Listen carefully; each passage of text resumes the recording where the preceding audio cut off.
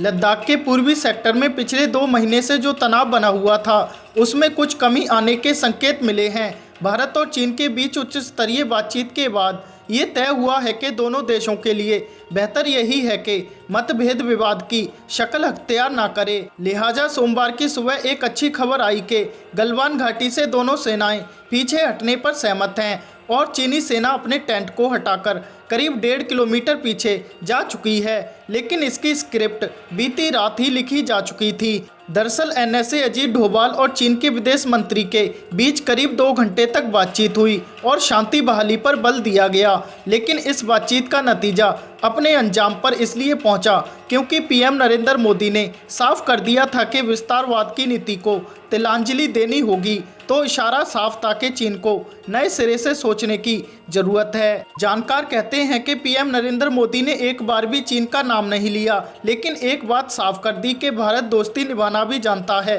तो आंखों में आंख डालकर भी बात करना जानता है। भारत भूमि पर किसी को आंख दिखाने की इजाज़त नहीं दे सकता। भारत अपनी संप्रभुता के साथ समझौता नहीं कर सकता। इसके साथ ही वैश्विक स्तर पर भी भारतीय संदेश देने में सफल रहा कि चीन की इस तरह की हरकत को बर्दाश्त नहीं किया जा सकता है। तो वहीं चीन अपने सभी पड़ोसी मुल्कों के साथ उलझा हुआ है। पीएम नरेंद्र मोदी के इन बयानों को अंतर्राष्ट्रीय स्तर पर भी समर्थन मिला। अमेरिका ने साफ कर दिया कि चीन की विस्तारवादी नीति का समर्थन नहीं किया जा सकता है और संकट की घड़ी में अमेरिका भारत के साथ है। इसके साथ ही ऑस्ट्रेलिया ने भी भारत को सैन्य समर्थन देने की घोषणा की और इसके साथ ही चीन के खिलाफ अलग से रक्षा बजट का प्रावधान रखा। इसके अलावा फ्रांस ने साफ किया कि वो जुलाई के अंत तक 6 राफेल विमानों के पहले बैच की सप्लाई करेगा।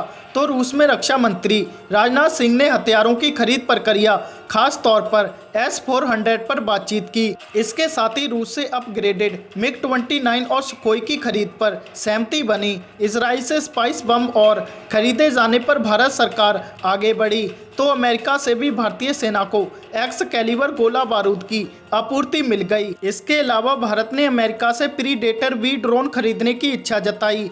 तो वहीं वायुसेना ने अपने फॉरवर्ड एयरबेस से चीन पर नज़र रखने के लिए मल्टी रोल कॉम्बैक्ट MiG-29 विमान, Mirage 2000, Sukhoi 30, Chinook, Apache, Jaguar, Bhishma tank, Akash missile defence system समेत अपनी तीनों सेनाओं के सभी सैन्य तंत्रों को ऑपरेशन मोड में चीन के सामने खड़ा कर दिया।